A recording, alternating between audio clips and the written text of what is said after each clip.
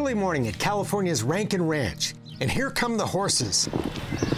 Quite a sight to watch them run as they're driven in from their overnight pasture.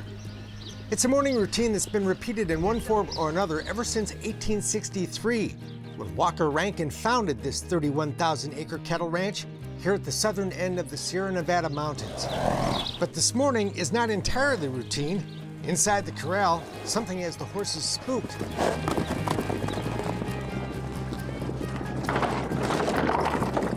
Turns out a stray calf that wandered into a nearby barn has the horses all worked up.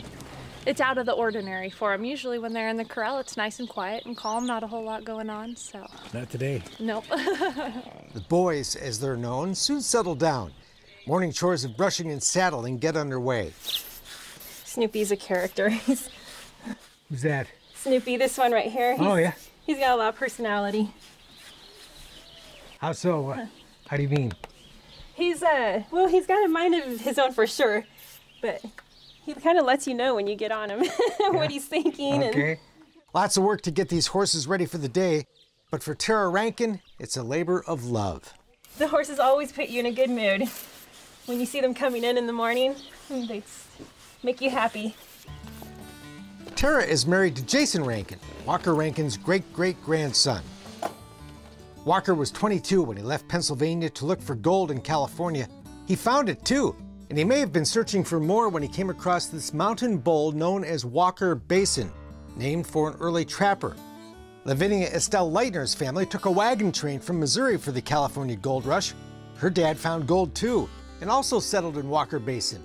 In 1868, Walker Rankin married the girl next door, and the couple started the family that's lived here ever since. You look at that mountain right there, and you realize that your great-grandfather, he looked at that same mountain, and your grandfather and your father, and they all sweated blood right here. But you have to also think about the other people that have worked on this ranch and their part that has kept this mountain and this ranch alive. Like the recently retired Juan Romero, who worked on the ranch for nearly 50 years. And the stage line from Los Angeles came through this area because of the gold that was discovered over in Keysville. The original Rankin home, built in the 1870s and beautifully preserved, is something like a family museum. It's fascinating to see the old pictures, the antique firearms, and hear the old stories. And Lavinia cooked meals for the travelers, and occasionally they would stay over, not too often, but occasionally they would. The barn where the stagecoach pulled in to change horses still stands. A wagon wheel, a reminder of the many travelers who came through all those years ago, and still do. Well, another beautiful day at Rankin Ranch, huh? Always. Always a beautiful day at Rankin Ranch. Always. Rankin Ranch is celebrating 50 years of welcoming visitors after adding a guest ranch to its cattle operation back in 1965. It was Bill's mother's idea. And if I can graze cattle on it, and I can get somebody to pay me to take them on a horseback ride across it, I ought to come out. People from all over the world are glad she did. We should definitely come back next year. We'll take you for a trail ride on Rankin Ranch and show you what makes a visit here so special when we come back.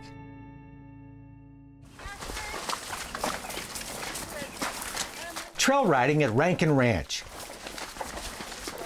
It's a highlight of a stay at this historic working cattle and guest ranch, but for many returning guests, the unwinding begins before they even get out of the car.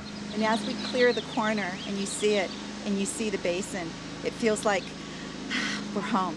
We have a lot of our guests who will say that they feel like they're coming home to Grandma's house. They're coming home, that when they get to the top of the mountain here and they look out and see the valley, there's just a sense of peace.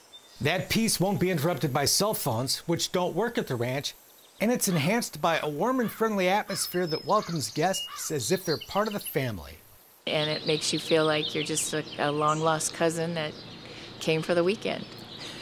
That's how I feel. When Beth Sellers first started coming 10 years ago, it'd been a long time since she sat on a horse, but it didn't take long to get comfortable. My first day on the horses, when I saw how healthy, how well trained and behaved, how good their wrangler staff was. They made sure you were safe, yet you still had a good time and were challenged. Yep, I was bitten by the bug. Walker wants to ride that one. Guest rides are actually a second career for the horses in the Rankin Ranch string. Their younger years are spent as mounts for the cowboys of this 31,000-acre working cattle ranch. The mountainous terrain at the southern end of the Sierra is not the easiest country on horses, but by the time they're ready for the less strenuous life of the dude string, the animals are well prepared. And that makes some of the best guest horses, because the cowboy horses have been everywhere, they've seen everything. They're not going to get scared at a bird flying out of a bush, because they've seen that plenty. While guests don't ever work the cattle, they do get to see the cowboys in action and ride the same trails. No ATVs on this place. All the work is done horseback, and that gives guests an appreciation for what it takes for both horse and rider to work this country.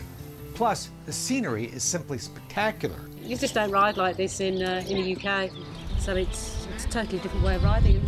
It's really good. I mean, it's very therapeutic as well. Really therapeutic. It's just like really beautiful, isn't it?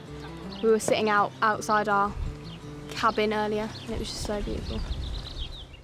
I think probably they'll go away with a different opinion of the cattle business, hopefully.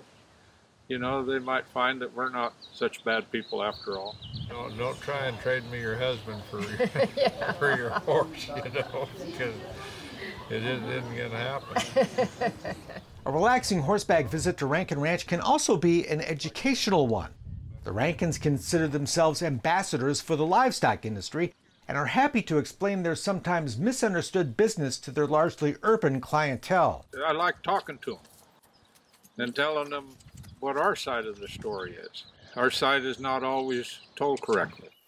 Just like the only airline flight you ever hear about is the one that crashes, Bill says the only rancher that ever makes the news is the 1% that gives the business a bad name. Some rancher that's abusing things, he's the one that gets written up and talked about. The other 99%, they never get talked about. Bill Rankin says cattle ranching is really grass farming. You know, the good Lord grows grass on these mountains every year. And the grass on these mountains is no different than a crop of wheat down in the valley to a farmer. And so we take a natural, renewable resource of grass and we turn it into a nutrient-dense food product.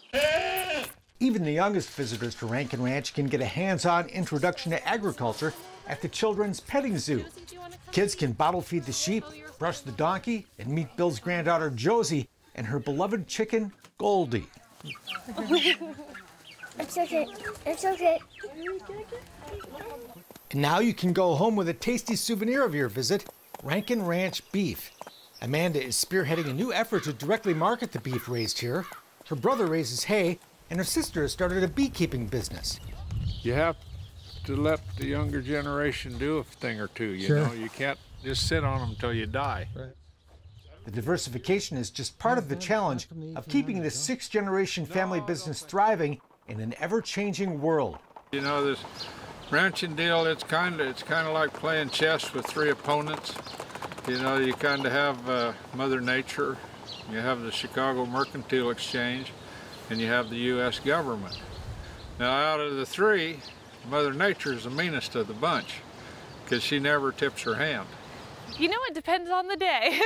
Some days it does seem like a little bit of a daunting task because there's a lot that goes into running a ranch, and obviously some days are more challenging than others no matter what you do. But I think that it's something that we all embrace and really appreciate the opportunity to be able to live on the ranch and raise our families on the ranch and keep things going. So while it is daunting at times, it's also very exciting at the prospect of being able to keep it going for another 150 years.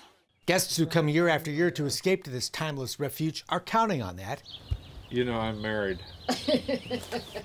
But they can rest easy. The entire Rankin family is unified in their determined purpose to preserve this place and its precious way of life they so generously share with people from all over the world. I can't think of a better thing to do in a person's life than to preserve this mountain and keep it like it was 150 years ago.